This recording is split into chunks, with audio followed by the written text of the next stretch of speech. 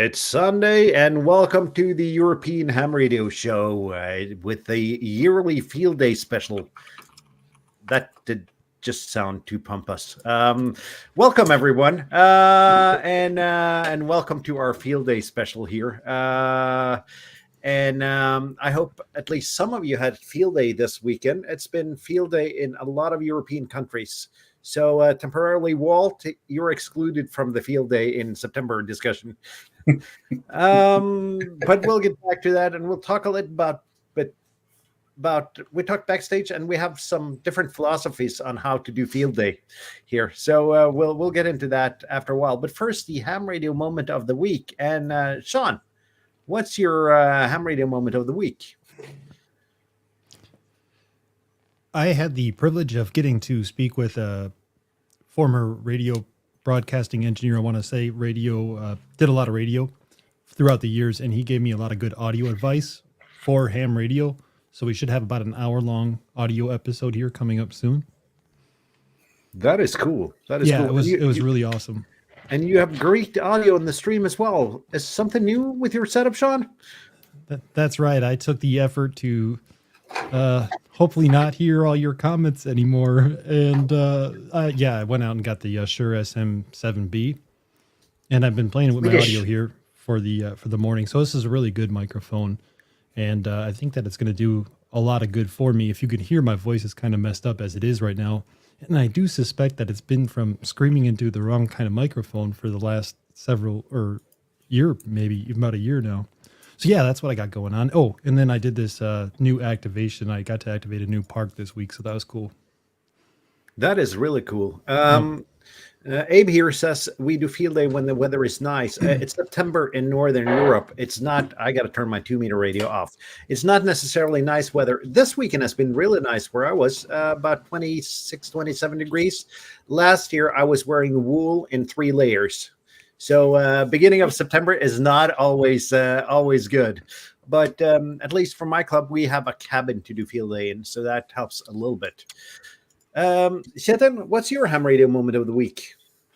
I think that was during a POTA activation today. I got my third repeat offender park activated, but I read up then, relatively close to a beach where some annoying people usually go swimming. So usually I can't rig up there, but today I was first. So they came over and asked me what I was doing. And one of the guys, he had been a radio operator in the army a few decades back. And he was really interested. So we had a long chat about antennas and the radio and stuff like that. And he seems like somebody I could, in theory, have converted into a new ham radio operator. So that's kind of fun. His wife didn't look that interested in all of the equipment, but he was. That is really good. And just a reminder, folks, if you have Field Day pictures, either from Europe this weekend or from a previous Field Day, post them in the Shack Photos section of our Discord, hamshow.eu/Discord, and we'll show them off later in the show. And it's a lot more exciting if there's other people than us that have contributed to that. And if I am not all that coherent today, it's because I had about 3 hours of sleep and 21 hours of QSOs the last 24 hours. So I'm a bit low on energy. Yeah, Morten, you're 5'9", everything okay. You are 5'9", and depending on the contest, though, because the All Asian contest is also on now. So it's 5'9" and a number, or it's 5'9" and your age. Okay. And trust me, 148, no one takes that as an age. Okay. I had the same issue with a contest like that, and that they were called number 1. Didn't believe that either. No, and the funny thing though, I had a station in Cyprus, and I think I managed to annoy him every single year because Field Day is always on the same weekend as All Asian contest, and got him in the log, and I knew he was in the All Asian contest. So I gave him 47. No. On the other bands, you are 39. Why are you 47 now? Were you lying to me? No, but we are a multi-operator station. It doesn't matter. Your age has to be the same. Yep. So I Just told him calculate the average over all operators, right? So I just fine. told him to use the age of the other operators that had QSOs with him and get on with it. But we're already off topic. Was that your entire ham radio moment of the week, Sheldon? No, it was also quite fun. I had a chat with some of Bob's friends down there. Some people had decided to dump a scooter in my favorite nature reserve, or at least the closest one. So I called or sent a message to the cops on Facebook, and a bit later they came and showed up and actually found out who owned it. It had been stolen right next to where and dumped out there and stripped for parts. So that was fun. Some kids came over, and it's the first time I've seen somebody tow one scooter with another scooter and a rope. That looked insanely dodgy. and I hope that wasn't the police that did that. No, the police were gone at that time, which may have been a good thing. When the cops showed up, did they know that you stole it? No, they didn't. I don't need the parts for that thing. I am also impressed that you actually messaged the cops on Facebook instead of just calling. Do you know how long it takes to wait for them to answer if it's not an emergency call? It's ages. So they have a Facebook page. You can send them on Twitter as well if you want. They're even on Twitch. If every now and then they have Counter-Strike matches between the police in Norway and Denmark, which is kind of cool. But, it's also a fiction to me here in Germany. An awful long time to get an answer on the phone. Then. Yeah, they're playing games. Yeah. But we're slightly off topic now. Yeah, we're slightly off topic, but listen to Kjetil. Instead of calling the police, use Facebook the next time. It's so much more efficient. Yeah. And least by the way, we got that. Yeah. We got that. But do you have to send them a friend request? That's the question. Yeah. Now you're going to be getting these requests now. They're not going to be friend requests. They're like, hey, can you cash at me so we can respond to your call? They're faking their please. But yeah, we're middle-aged men, so we prefer Facebook over phone, obviously. Tobias, Of course. your ham radio moment of the week.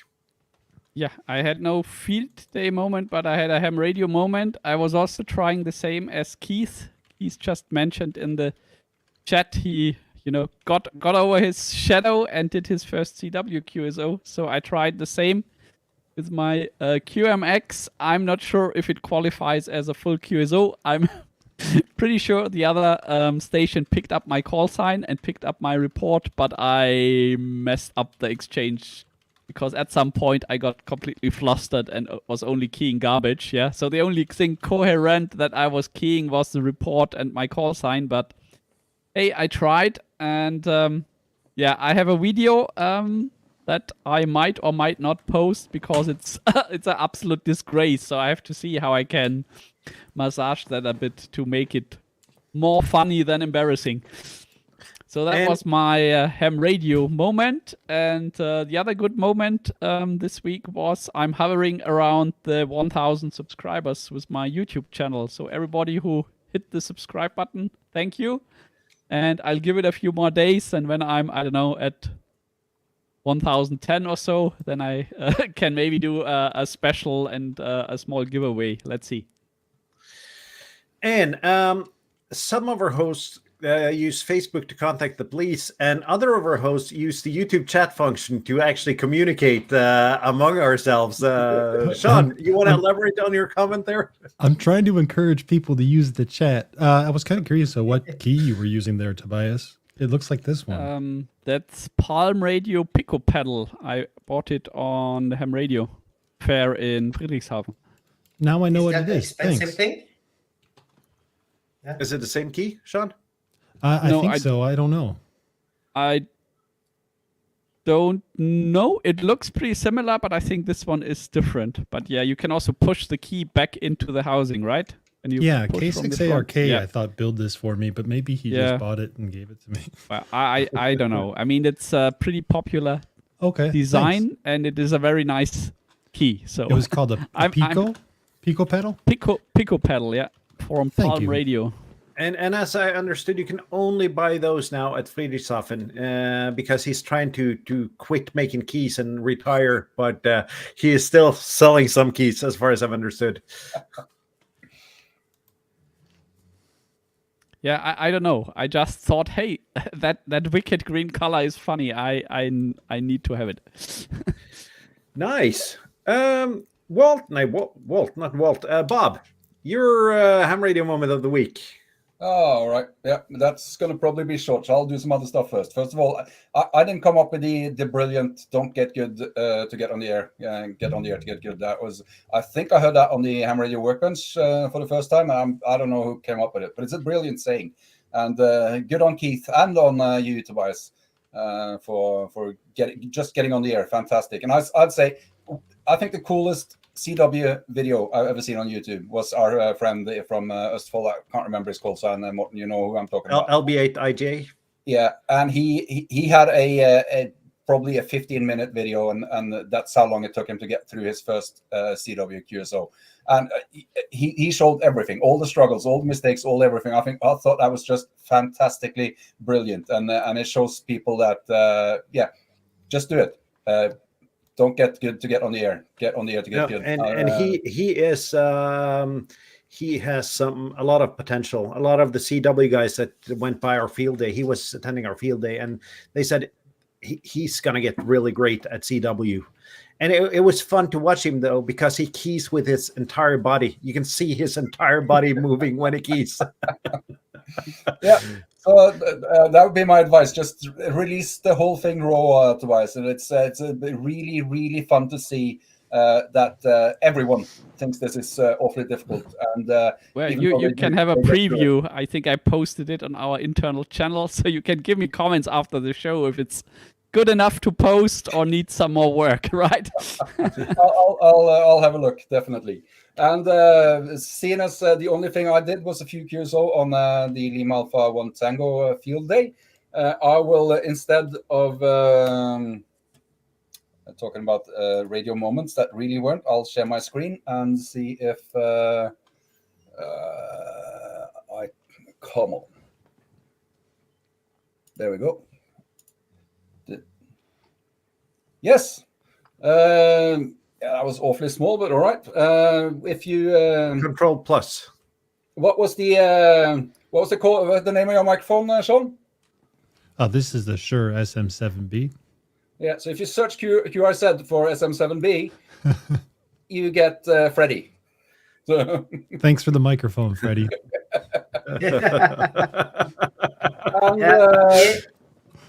And for the impulse purchase of the week, I figured I need a wireless network in my car, so I got a 4G router and a really cool it's called a puck antenna for putting on top of it. So that thing has got LTE, 2 LTE antennas and 1 GPS antenna. So that's my impulse purchase of the week in lieu of a proper radio moment. I think that was the router that SA7 TIG brought to SA6 TIG, brought to our field day and managed to get our network running. And I'll elaborate on the issues with running a temporary cable network intertangled with coax and about 5 HF stations later on when we talk about field day. It is not problem free. Let's say it that way. No, that's probably true. That's all I have for this segment. Now I can ask you, Morten, I guess. What's your ham radio moment? My ham radio moment of the week. Sorry, guys. I am seriously sleep deprived. My moment of the week is actually a lot of firsts. My first Japan on phone, my first Australia on phone, my first Chile, and a lot of more countries first. But none of those with my own personal call sign.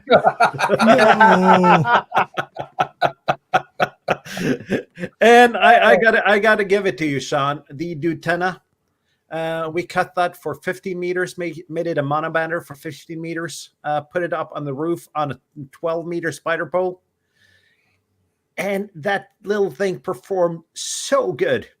How much power did you get to put through it, out of curiosity? 100 watts. Okay. We were in the low power section. Yeah, perfect. That's cool. I'm glad you made so many contacts. 50 or Which band was it again? Sorry, I didn't If hear it. I operated mainly 15. I Okay. actually think I only operated 15 when I think about it, though. And it was great. I made QSOs until I think 1:30 a.m. this morning on 15. It That's was awesome. open so long. That's awesome. And- I know I woke up at like 10 a.m. I was way up at 10 a.m. I Yep. woke up at like probably 4 a.m. today, and 10 was open. Yeah, 10 was not too good here, but 15 was amazing. I started out with the US station as my first logged station in the contest, and then I did a lot of Japan and a lot of Asian stations. And then as the day progressed, I got a lot of US stations, and this morning I got my first VK on phone. That's awesome. And I actually had a rag chew with the VK station because he was not in a contest, so I took the time. And I think he said he had a 10-element beam and an amplifier. So I'm pretty sure he did the heavy lifting of the QSO. But he was 5'8". That was amazing. That's fun. That was just so great. So I am going to use the 50-meter Dutena for POTUS in the morning at some point because I want to do more VK. That's awesome. Yeah, keep it So up. That's those great. are the ham radio moments of the week. And how about we start with field day pictures? Should we do that, or should we talk a little bit about the challenges of field day? Well, let's start with the pictures, I would say. Let's start with pictures. Yeah. And if you have field day pictures, any field day will do. Post them in the Shack Photos channel, our Discord. Let's see. I'm just going to share the screen here and see how that works from Discord.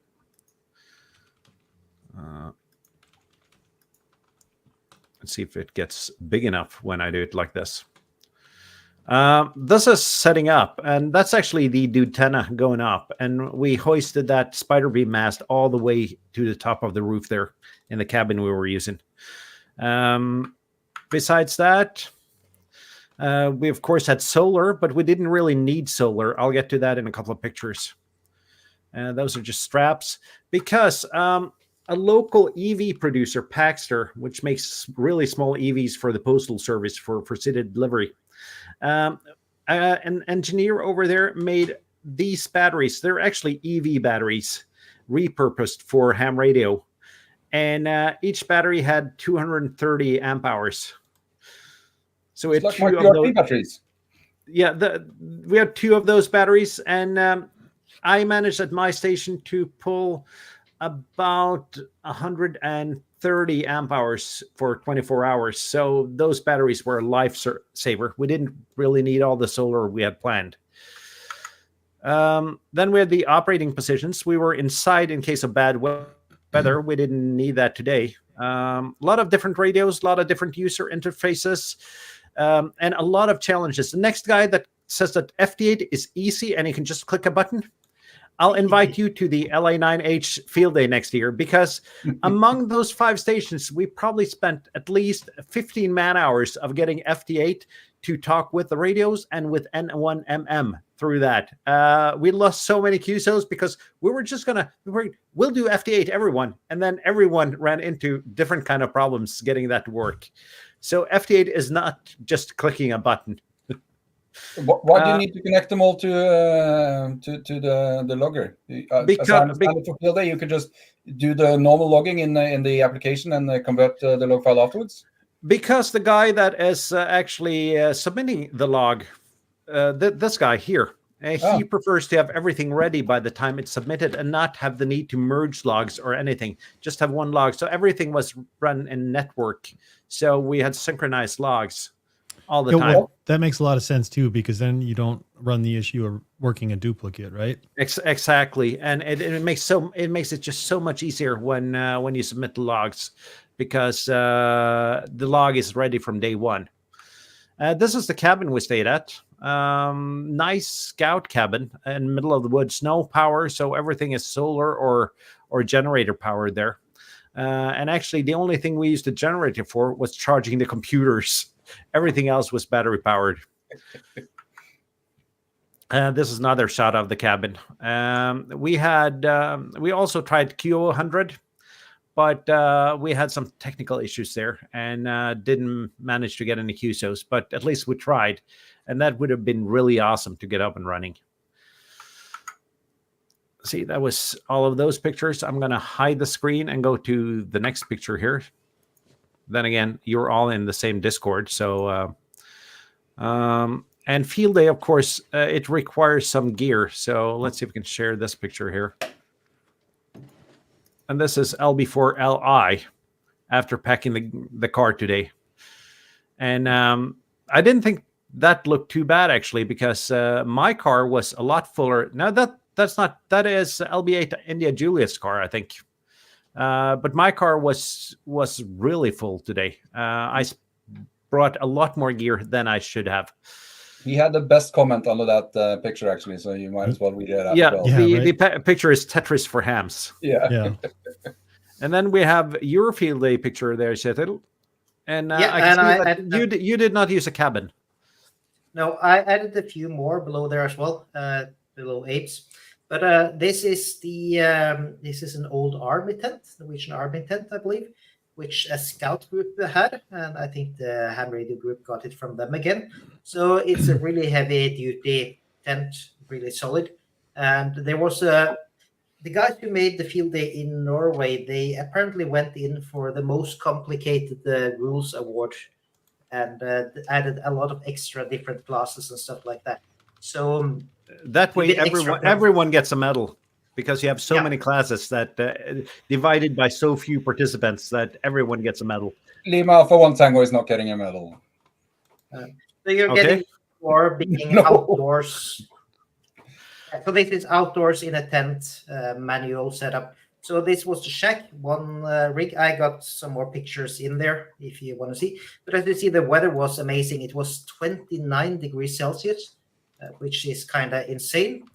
Behind there, it's a really beautiful beach. So it was full of people, so many people there, and not many came in to visit shack.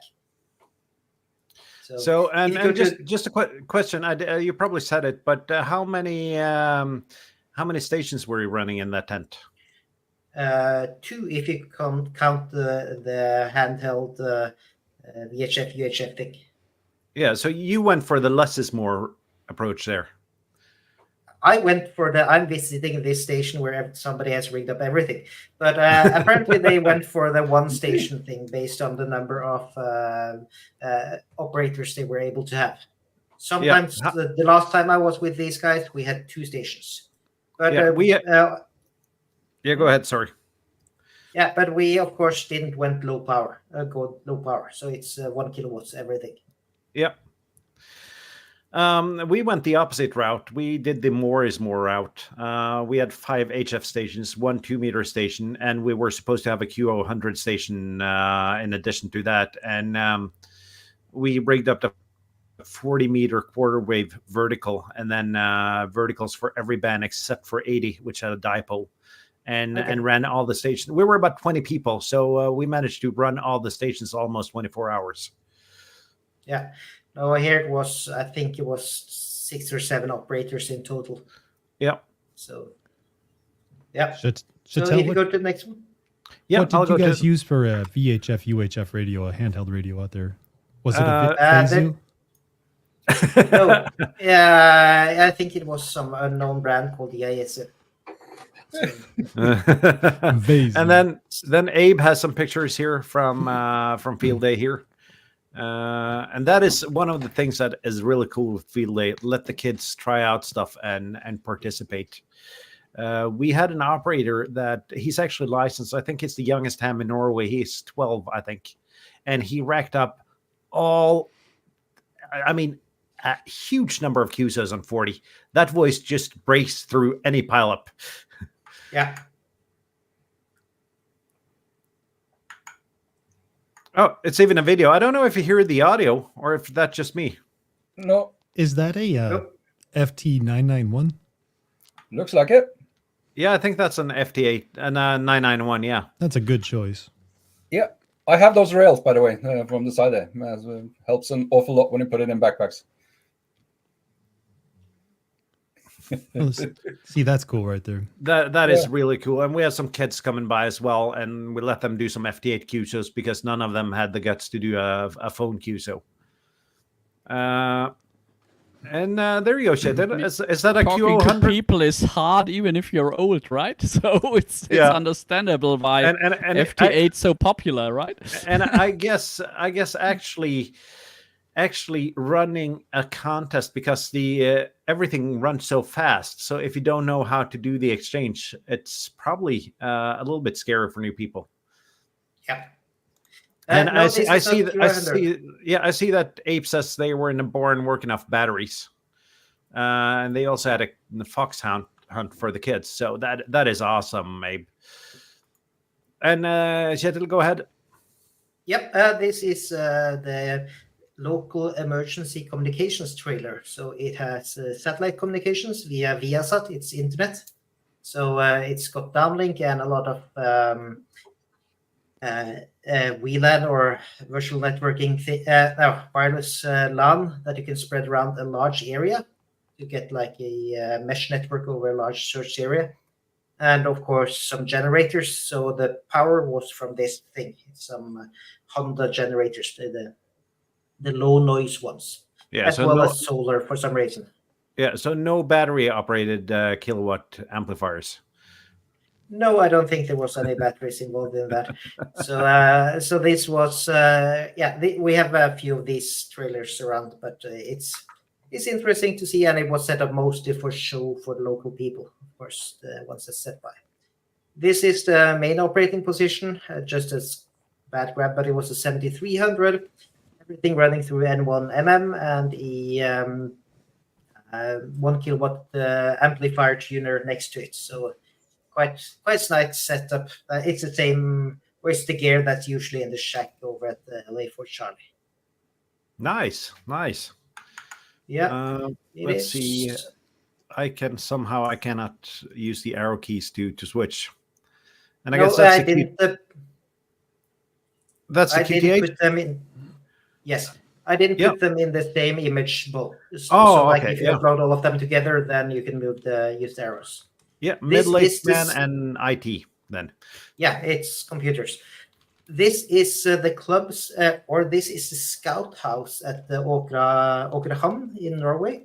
And so they had a big event this weekend, and the radio club just rigged up outside of them. So that was really nice. They sold ice cream, which was really handy on that warm day. So the hope was to get a lot of scouts stopping by as well, but everybody wanted to go swimming instead.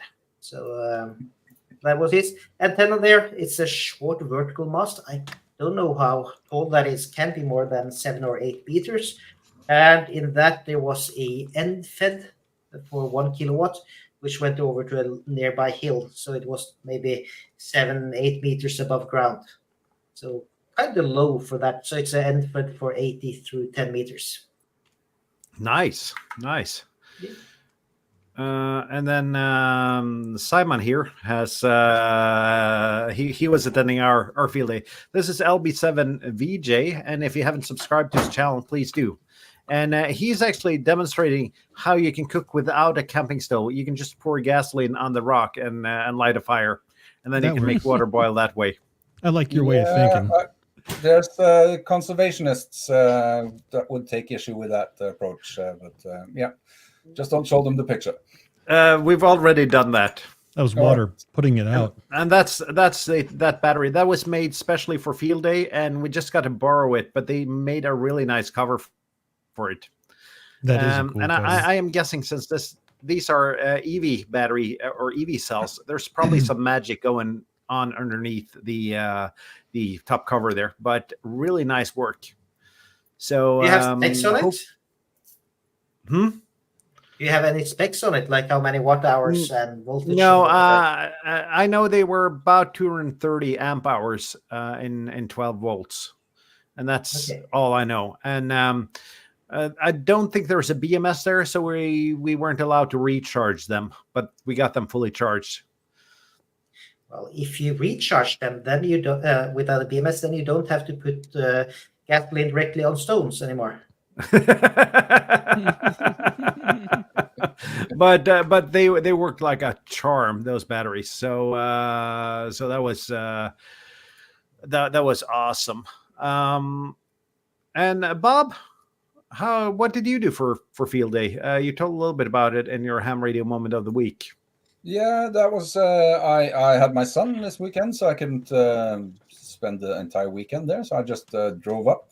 My club, Lima Alpha 1 Tango, was at the same place as last year.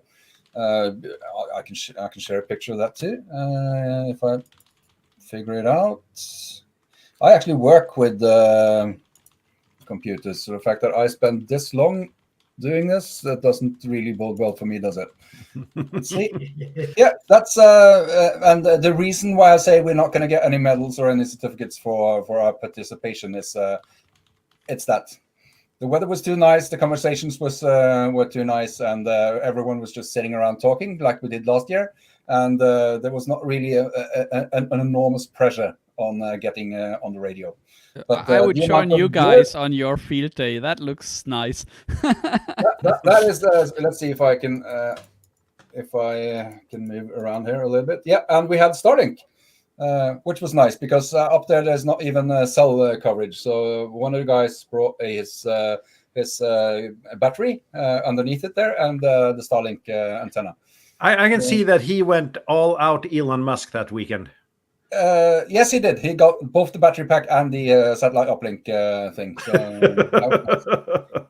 and the car. Was that the small Starlink, the portable thing, or is it because it looks smaller than what no I had? idea. I just got the password when I got there, and all of a sudden I was on the internet. It's like it's magic. Yeah. But yeah, I got in we had a tent as well. I should have taken more pictures because the setup was quite nice. They're all really interested in all sorts of technology. They had an antenna up there that our club foreman built for field day last year. That's a dipole which is 2 times 45 meters. And that center was held up by a 15-meter tall pole, and the ends were pulled into trees by once again magic, probably. Very good antenna, and the 730 the AH730 tuner was used there for the first time, and the 7300 radio, which is always, and my QRP batteries, of course. That's powered the whole thing, and they're back in my shack now recharging, and they didn't use half of the capacity even. So yeah, they should be good for multiple field days. Yeah, excellent company, excellent weather, excellent basically everything. But yeah, the guys in my club they love talking about radio more than talking into radios. Probably no price for us. I think that's pretty common though. We've never actually did as well as we've done this year, but I've been working the last couple of years to gain some interest around our field day, and we had people from at least 3 different clubs attending our field day. We had a couple of Swedes and a couple of Norwegians from other clubs, and that was really nice. And we had kids. We had I think the oldest guy that attended, I think he was 83. So we had every age from 5-6-year-olds to 83-year-olds, and we were so many people. And just to give some context here, 2 years ago we had 8,000 points in total with all of the bonus points. Last year we had 48,000 points in total, including the bonus points. This year we had, excluding the bonus points and excluding the VHF points, 310,000 points. Ooh. So and we didn't actually ham any harder this year. We had a loose plan of which antennas to use and where to put them, and then we made it all up along the way. And we actually had some challenges with.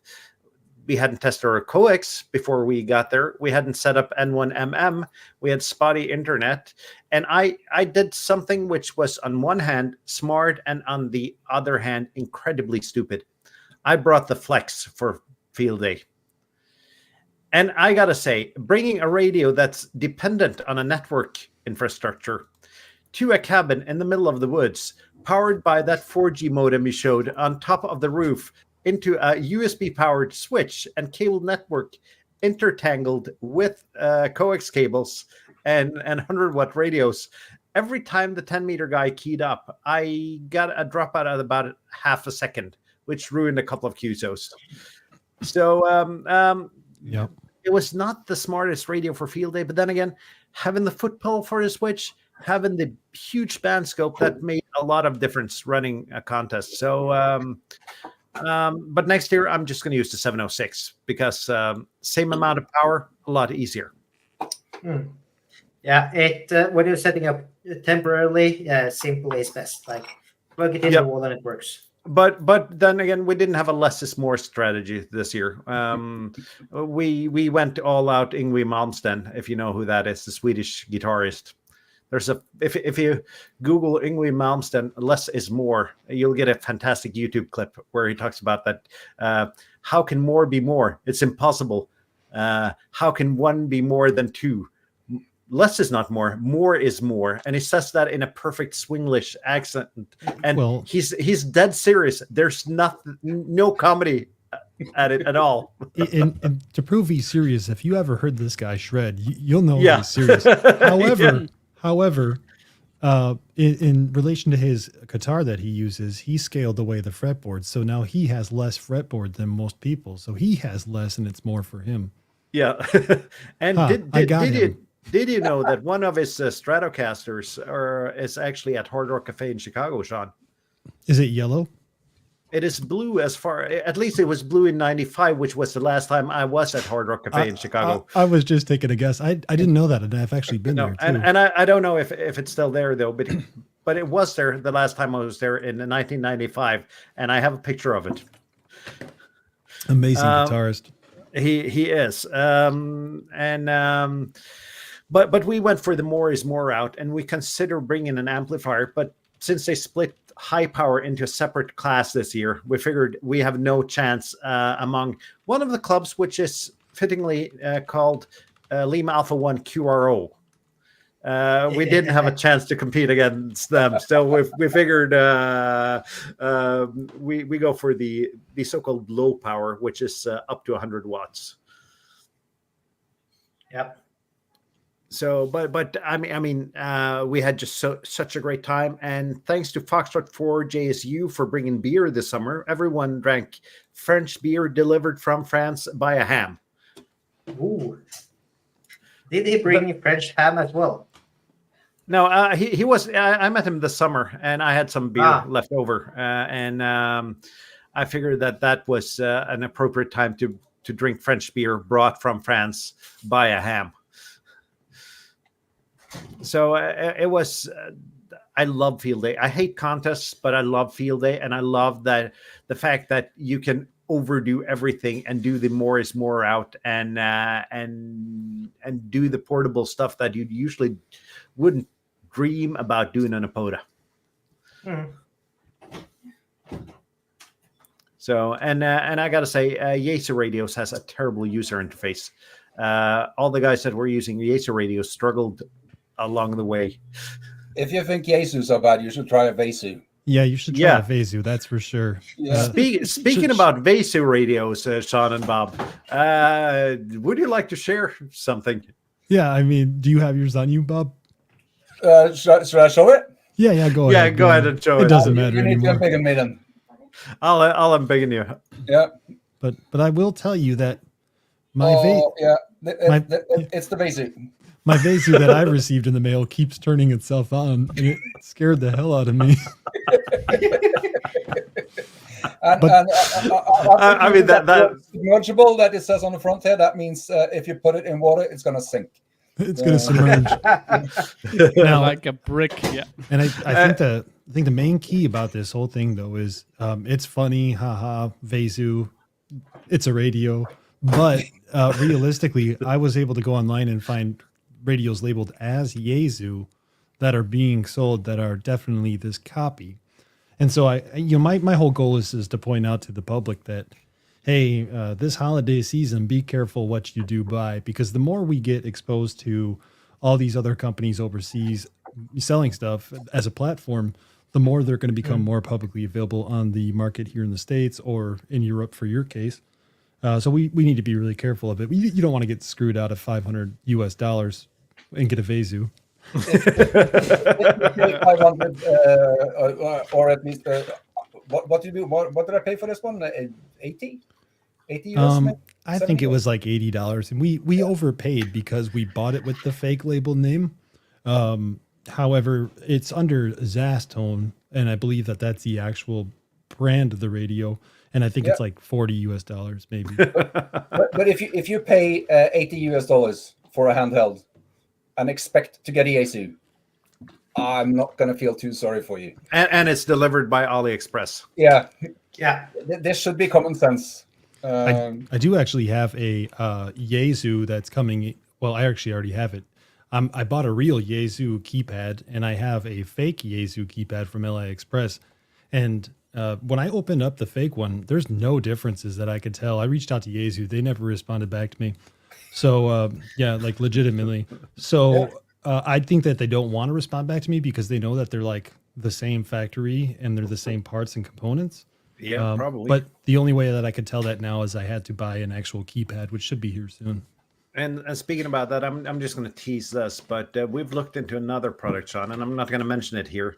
That is an expensive, high-grade amateur radio product that looks exactly like what you find on AliExpress. And I don't mean it looks similar to.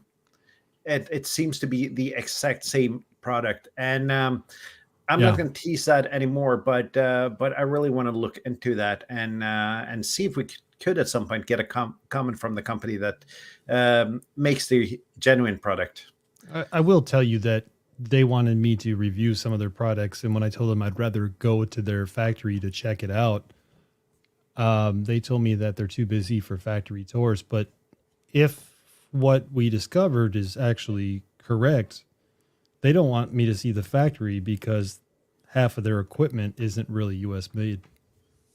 Yeah, and speaking about that company, we shouldn't mention their name because the last time we did, they had a drunk social media employee actually commenting on this channel, which I was kind enough to email the general manager of the company and take the comment down. But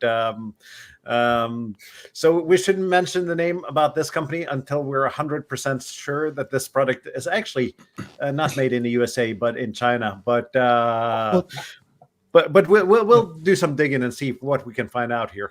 And that's accurate because my attorneys like it when presented with things that are factual instead of false. Yeah, but it is actually a fact that one of their employees commented probably after, I would guess, looking at the spelling and the grammar of that post, that he was probably about 9 beers into a Saturday night when he commented. At least. Yeah.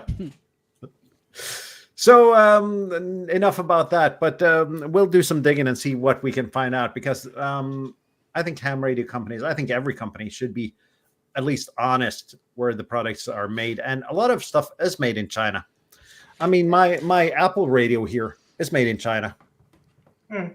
Yep. So nothing wrong with that. There's nothing wrong with that. But once you claim that your $1 Walmart sandals, just to take something off, just from my bedroom behind me, actually, that says made in the USA and a little sticker inside them, and underneath, or it says made in China on a little sticker. And if you turn them around and look on the bottom of the sole, it says made in the USA with big bold letters. Yeah, that's just messed up. And products are made in Asia. A lot of products are made in China and in Asia, but at least I think the producers and the marketing departments should be honest and not brand something as something else than it really is. And it's a really tough position though, because it's like I've already upset so many ham radio companies that none of them want to even talk to me. I think I probably mentioned one already this episode, and. You know, it's like, hey, man, I'm just out here trying to show people so they don't get screwed on things and they don't, whatever. But then all of a sudden, like eventually you piss off too many people. And, one of the sales companies told me that I won't be invited to any more of the Hamfest because they have such good connections. And it's, they're trying to push a guy like me out who wants to show these things. Yep. And it becomes very overwhelming to the point where it's like, well, why would I even care at this point? Now it's I always said, hey, if you have a problem, come up with some kind of resolution, right? And my resolution is, man, I'm just going to start making things. I'm just going to start selling things. You know what I mean? Like, figure it out. But like, that's my resolution, because if I keep fighting with them and I keep trying to get pushed out, I might as well go out with a bang, if you will. Yeah, exactly. And I see we have some more field day pictures, and we'll get to that in a little while here. But it is important. And as I said in my last channel update on the channel, yes, I do reviews, but yes, I am honest. I just threw a Bluetooth headset in the trash because that was not in any meaning of the word good, except for it had a premium feel to it. But if you as a manufacturer manage to get low and distorted audio, that is something you really got to work for. So yep. I think low volume and distorted. Yeah, that's an achievement. Yeah, that is an achievement. Your strategy there, Sean, I think that's good, because if I want to take someone's advice about what radio to buy, I would prefer not to take it from someone that's invited by radio companies to conventions. So yeah, I think it's fair, and just to kind of strategy. I think we're drifting off topic here, but I think it's important for us YouTubers to be honest with our audience, because we're making this for the audience and not for the companies. And I will take sponsorships, yes, but I also say that I will be honest about the products. Regardless, whatever you're doing, have fun. Okay, so like, I truly enjoy getting to do this engineering thing. Like, I'm finding a new passion in it. Shaitel has been helping me learn how to do design, as well as KC3WOA in the chat. I mean, like, I'm loving it. So like, whatever you do it and make sure you enjoy it, because if you don't enjoy it, it's like, well, whatever. And I think that's where I got with reviews. I know we're going way off topic, but that's where I got with reviews. I'm like, every time I make a review, I get attacked by these companies. I get attacked by people who don't want to see the Spur submissions. I'm like, I'm getting attacked from every angle. Like, I'm done, But if you still enjoy it, great, And that is a really good point. And I'd much rather take my money in ad revenue and memberships than sponsorships from manufacturers. Just to be honest. And speaking about that, just as a little segue before we go to the field day pictures, we are 123 watch hours away from getting monetized on the European Ham Radio Show.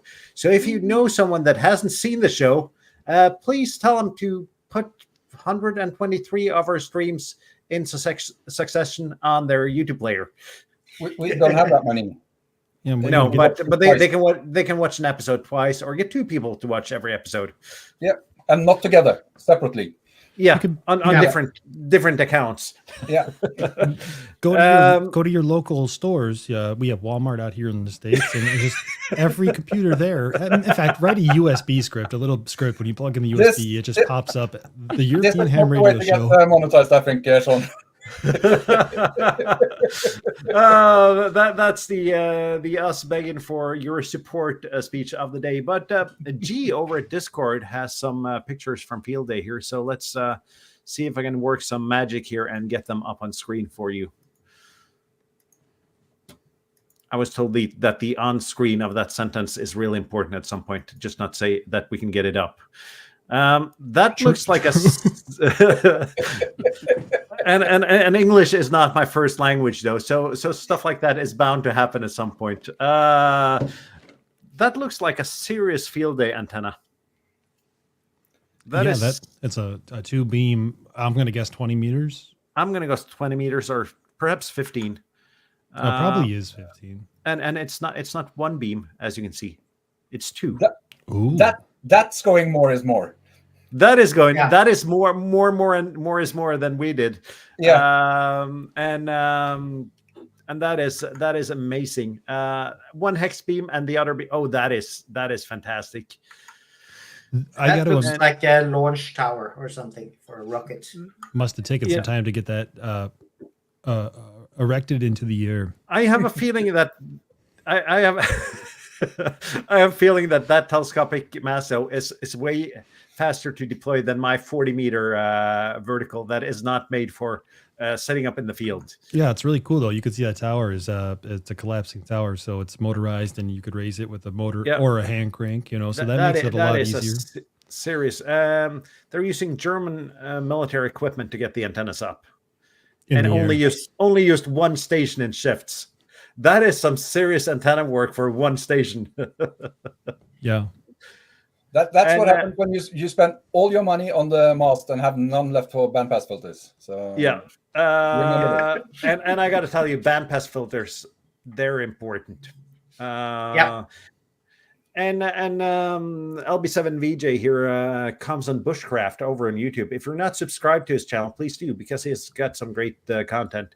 He says that all of you guys with your field day setups should come join us for field day next year. Then we can probably do even more is more. Yeah. But Martin, bandpass filters for is that something that would fit, for example, for network cables? Ferrites would be better on network cables. Yeah, in theory, it should be possible to create bandpass filters so that only 100 megabits gets through the cable. None of this 1G or 10 megabit nonsense. So do you still, you guys don't have a winter field day formally? No, we don't. That's probably a good thing where you're at, but yeah. Well, you guys are all invited to winter field day here. I will consider that. I will check with my local travel agent when I get to work tomorrow morning. That's good. I think I know him. Yeah, I think we do. And we do. Yeah. If you do check with him, Morten, could you check what the price would be for me to go as well then? Give me a call. Give me a call when I'm at the office tomorrow, and I'll give you some prices, Bob. Yeah, I'll send you an email, I think. Yep. We do have what's called the winter test, which is in March, which is usually after winter. But it's supposed to be outdoors. It's 3 periods of 3.5 hours, which is really annoying because you have to rig up on the same spot every time. If you do it outdoors, you can do it indoors as well. But if you go out, for example, to Sota, you have to climb the same Sota mountain every time, which is insanely boring. Or just stay up there in between the periods. Well, it's like 1 o'clock starts on Saturday, and then next is 7 on Sunday morning, and then 1 o'clock on Sunday. So if you want to stay for a long time at the same spot, fully okay. You should consider doing this on Gastatoppen, just taking the funicular up and staying at the cabin up there. I think you can rent that even in wintertime. Yeah, you can also just set up a tent. No. If you go away from the area. I'm still thinking for people that don't know the summit, it's 2,000 something meters. What 1,880 something. And there's a railway going up inside the mountain to the summit, because there used to be a military installation up there. So you don't have to climb the mountain, but coincidentally, my next video will be about that trip up there in summer. Yeah. Oh, nice. Also, so probably create a little spoiler for Kjetil's video. Then from the top of that mountain on a clear day, you can see 1/6 of mainland Norway, which is pretty amazing from one spot, considering how long Norway actually is. That's pretty amazing. Yeah. Wow. Yeah, I did the 2 meters from there once, which was really cool because I called CQ on 145-500, and then I suddenly heard 3 or 4 QSOs going on. In different valleys between different couples of people that didn't hear each other, and at least 2 of them said it's completely okay to reg shoe here because there's nobody else on the frequency.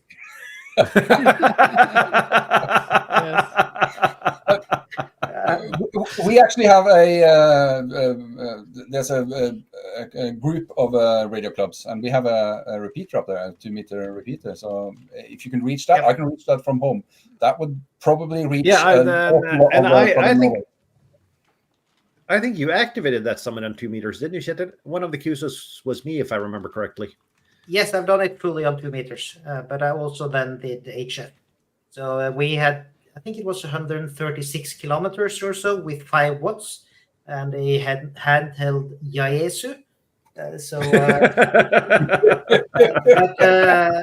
that was with a pigtail antenna, so it was slightly different than the normal, but still, that was a good QSO. You were almost in Sweden, I think, and I was up there. Yeah. So that's kind of epic. I am almost in Sweden. Yeah, but it shows you how far you can reach with 2 meters and 5 watts. There's a reason the Smoking Ape calls me the Swede. So I think he's a little bit geographically challenged, but I am actually a stone's throw from Sweden, right where I am. Yes. I have a question about Smoking Ape. So I saw one of his videos today, and I think he says when the number is 1, I think he says 1 hertz, and he says 2 hertz. Is that just me? I haven't noticed. No. That was just weird. I was thinking that can't be right, but it could have been just my hearing. I don't know. I need to make a couple of small announcements before you quit. Can I do them now? Yeah, go ahead. Yeah, because the Norwegian Summits on the Air Association, we have a thing going on next week. So that's going to be on Saturday, isn't it, Kjetil? Yeah, it's officially on Saturday to Sunday, but like the main event is Saturday. But you're free to come Friday and stay to Sunday. Absolutely, and we're going to activate a summit with the call sign Lima Alpha 1 SOTA. So if you're interested in that, just sign up or put that call sign into the stocking app and try and work us when we're up there. That would be fun. I think last year there was a couple of 100 users at least, wasn't it? Yes, and it was a high power station. I guess it's going to be that this year as well, since it's a drive up summit. Yeah. So I'm not going, sadly. It's a very inconvenient location for my end.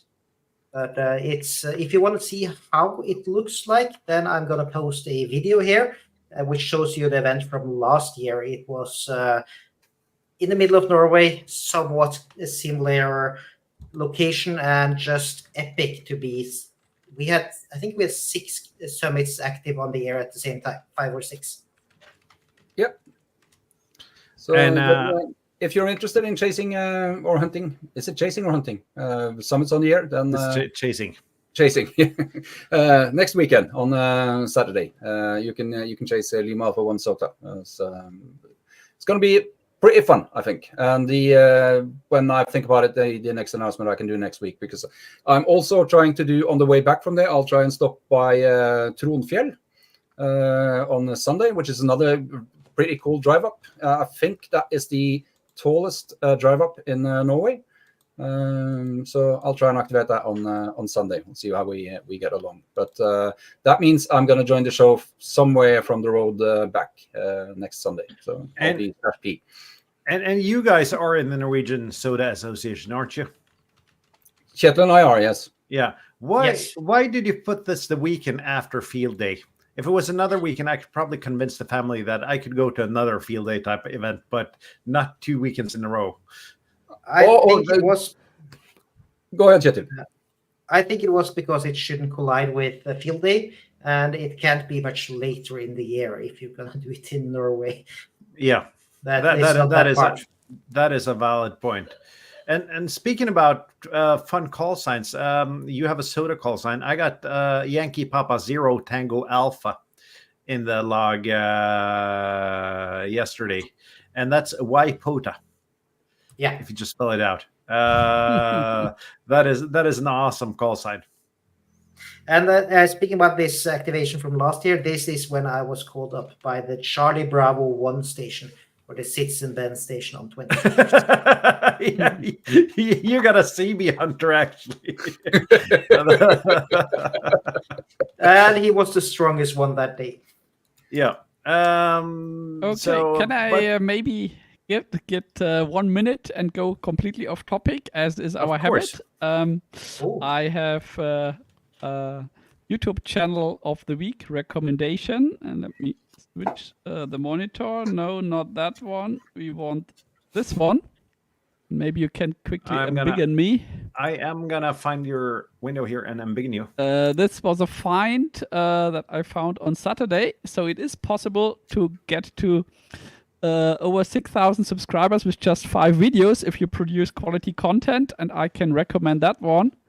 It's basically about PCB design and how your PCB design, well, affects your HF performance and so on. So it's really, really very well made content. The guy pushes a bit his own private website, and I think he's going to make a course that you can subscribe, which is perfectly fine. But yeah, watch through these videos. It shouldn't take too long. It's really very, very well made content. So I can recommend that. And the second video, if you want to have a good laugh, then watch this video from KM4ACK.